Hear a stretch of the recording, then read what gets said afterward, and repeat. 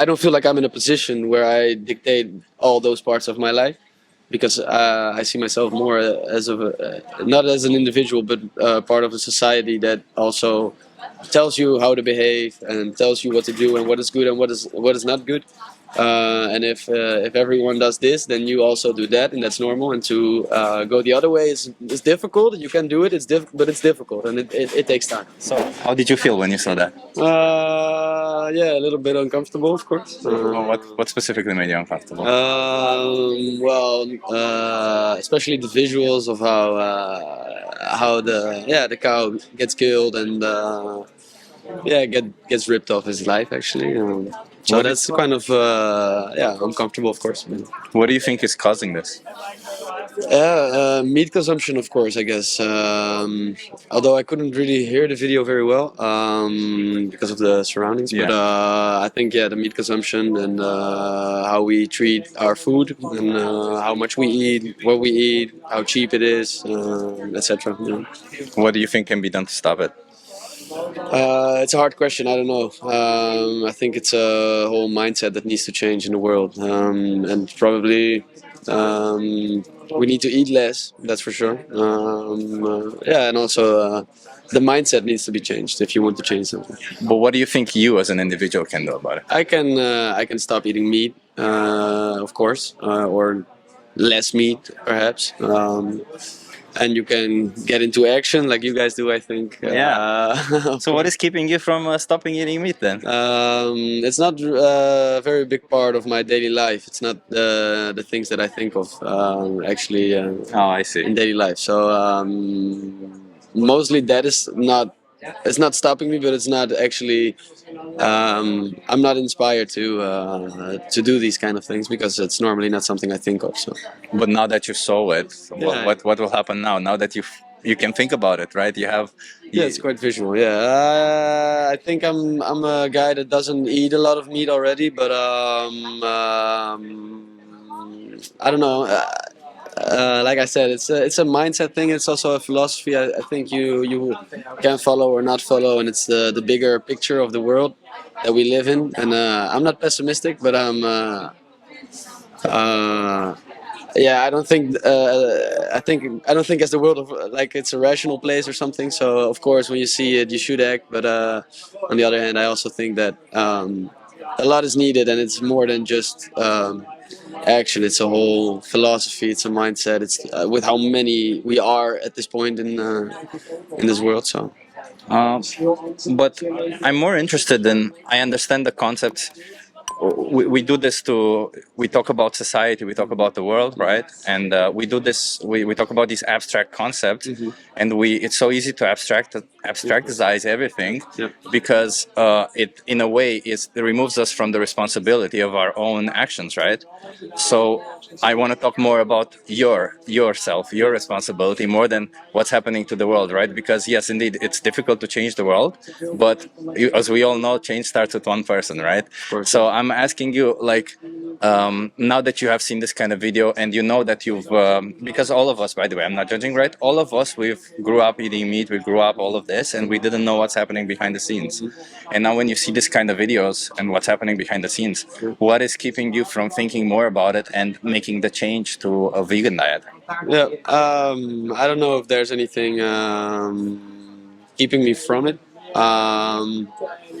I've tried vegetarian diet, but that was more for myself. So I thought about my own health more than I thought about the health of animals. What I can do or how I'm inspired or not. That's a difficult thing. I don't know. But you brought up a very good point right there. You said you never thought about the health of the animals and the animals themselves. No. And the reason why we showed and we do this kind of activism and we show this kind of footage is to shift the perspective so that people can see on the other side and see that there's victims on the other side, right? And do you think it's easier knowing that your choices have victims rather than because if you take it from a perspective of health, you can be healthy as a meat eater and you can be healthy as a vegan as well, right? Yeah. So it's only a matter of choice, but it's so difficult to make that choice for yourself. But when you think that there's victims behind it, wouldn't it make the choice easier? Yeah, I would. I think then in that case we need to relate more to the animals in the sense of that we can actually view them as ourselves. But I'm not very sure whether we can.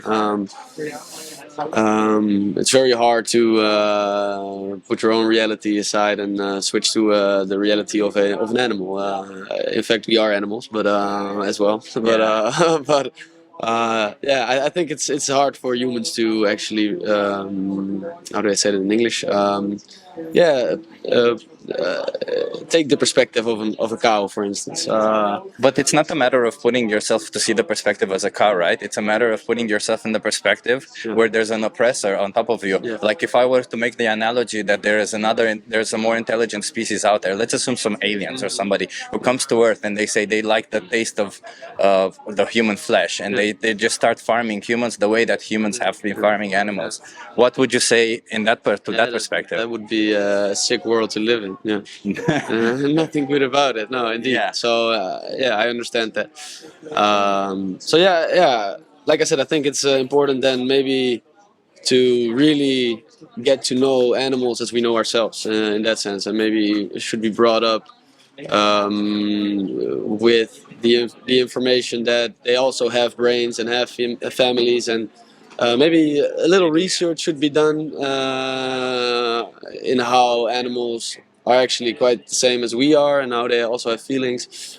But if I told you that animals have feelings, they're sentient, if they have a brain, they feel pain, Yeah. they have families, they have personalities also, and they experience the world around them, maybe not the same as we do because we also have intelligence on top of all of this, but would intelligence be the sole differentiator that says that they deserve to die and we deserve to live? Yeah, unfortunately, a lot of people think that way. So that is. But what about you? Yeah, I don't think that way.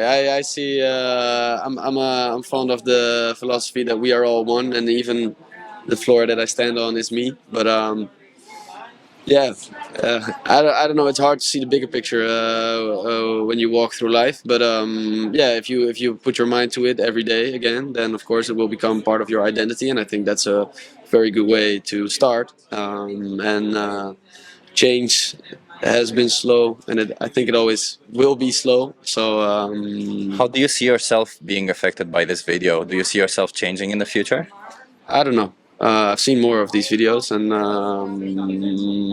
I don't know if I will be affected. I think I am affected about the world around me, and I do have things I find important. And in this stage of life, food is not on the yeah, on the top priorities. But it's food for you. That's what we were saying. It's not food for them, right? They are not No. food. They're individuals who are being So murdered. yeah, yeah, yeah. Very good point. For me, it's food, and I don't know. I'm not that far in my life, in my opinion, that I'm really dissecting what I eat and how I eat and why I eat. It's not on the top of my priorities yet. I think if you become more of an adult and yeah, really start to yeah, start to think more about those things, then yeah, it's a good cause that we actually, as I think even Dutch people, because if you go to a French kitchen, for instance, there's only meat on the menu, and I think in Spain, Portugal, Italy, it's well, I don't know about Italy though, but it's quite the same in the north of Europe, and I think we in Holland are actually doing a great job already. But yeah, like I said, it's gonna be slow, and it's gonna be. I understand the perspective of society. I'm more interested in your perspective. Yeah, I'll if be I honest, change- right? if I change, like, yeah, if I change, right. because you say, as far as I see it, what's keeping you from changing is the fact that all of these videos and all of this atrocity that is happening is not within your eyesight, is not within your within your perception, right? Yeah, so yeah. it's so easy to not think about it. I find it hard to relate to another animal than me. Yeah, and that's probably partly because of the intelligence we have, indeed, like you told. So yeah, how I am going to change after this video, I'm not sure. I don't know if I will, but I do know that it will probably stick into my mind for quite a while. So Well, that's good to know. That's good to hear. Yeah. I mean, all I want to say is just think about it this way: like if there was another injustice in the world, let's say there's children being raped somewhere, okay, and And you can do something about it. yeah, if you can do something about it, you would. and if your actions are ones that either pay for that rape or don't, would it matter to you more, even considering that they're not within your eyesight, Yeah, right? yeah, I know what you mean. Like it's the same with the clothing industry, for instance. Yeah, yeah. It's If you- veganism is about clothing, also, right? yeah, It's all of it. Yeah, but also like the pay rates in different countries, and you still wear the clothes while you know that actually there are people being misused for this. Um, so we all know this, but I think in this world it's kind of hard to act upon it because we live in a capitalist society, yeah, and But why is it hard? I for do you? also. I am unfortunately part of the society I live in. Yeah, so I'm being influenced by everything around me. And as a student, you sometimes do not have the money to buy clothes that are from Portugal or made with equal rights, and so you just buy the pair of socks at Primark. Well, you know that it's unfair. But from the perspective of being a vegan and vegan food, you could argue that vegan food is actually cheaper Yeah, than it's meat, indeed- right? Because indeed most so, of the yeah. cheapest stuff in the supermarket That's is why actually vegan. I so actually eat more vegan chicken than I do eat normal chicken. So and That's great. but that's also purely from a price perspective. So meat is getting more expensive every day, I guess, and that's a good thing. But aside from all of this, what you talk about is convenience, right? Yeah, it is. So do you yeah. think that convenience is a good enough justifier to do this to the animals?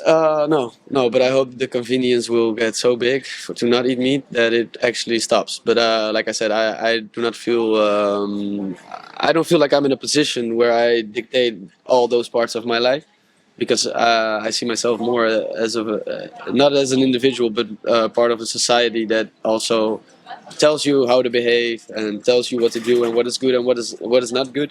And if everyone does this, then you also do that, and that's normal. And to go the other way is difficult. You can do it. But it's difficult, and it takes time. I have one more last thought, and then I'll leave. So, you talk a lot about that's the fact that society has normalized this, and it's okay. But if we think about like 50 years ago, or maybe 100 years ago, slavery was very much normalized in a large portion of society, and would it, in that case, if everybody would have said, "Well, it's normalized," I just don't think about it. Do you think anything would have happened, or nothing. no? Yeah, people. No, so indeed, people need a push, and times change, and people change, and perspectives change, but it all takes a long time. And that's why I think it's great that you're here, because indeed you are doing something for the world and for the animals, and that's the first step. People need to behave different and motivate other people, so that it becomes the new normal to not eat meat. And like I said, those things take time. Those things take a couple of individuals who are going to make the difference. And honestly, I do not feel inspired to be that person right now. But yeah.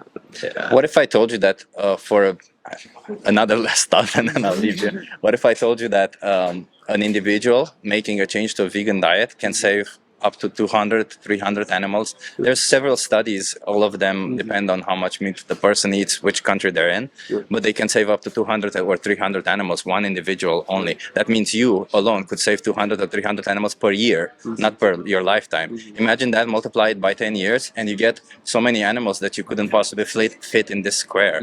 Is that nothing, or? No, that puts it more into perspective. Yeah. So I didn't know that, but yeah. Yeah, that's also what you do not know, I guess, because you think, okay, I eat this piece of meat and it's just a little bit of a chicken, but indeed you need to place it in perspective, and oh, that's a good point you made.